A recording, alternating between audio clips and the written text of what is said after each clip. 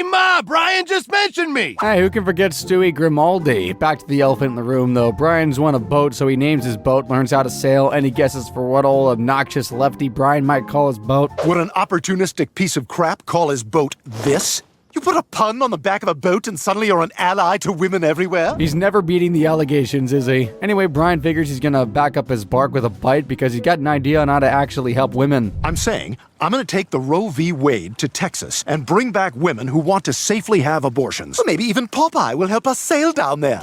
Life begins at conception. Well, Brian and Stewie don't listen to Popeye, and instead they set sail for Texas and pick up a load of pregnant women. Think about what it would be like to be on the ocean with 12 pregnant women.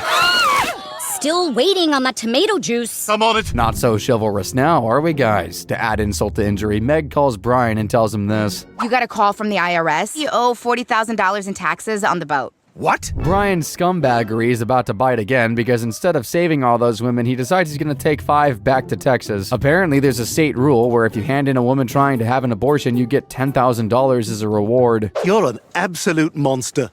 What do we got, 12 of them? Yep. We turn in 4, pay the taxes, and we've still helped 8 women. What? All right, we turn in 5. Still a pretty great thing we did. Yeah, Bri. You keep telling yourself that. So who's getting the boot? Yep, Gina's gone. You know, Stacy snapped at me when I asked her to take off her shoes. Bye-bye. This scheme is as bad as it gets morally. It's not well thought out, painfully executed, and instead of selling the boat or taking the hit, Brian lets a bunch of women take the heat for him, all while they profit $10K. I mean, as far as it goes, they did make money, and more than half of the women made it back to Quahog, so I gotta give them a C, but think of it as a spiritual F. Okay, so we've seen Brian and Stewie do some pretty gnarly stuff so far. So how about a time they schemed out of the goodness of their own hearts, like when they took on a job of being Santa?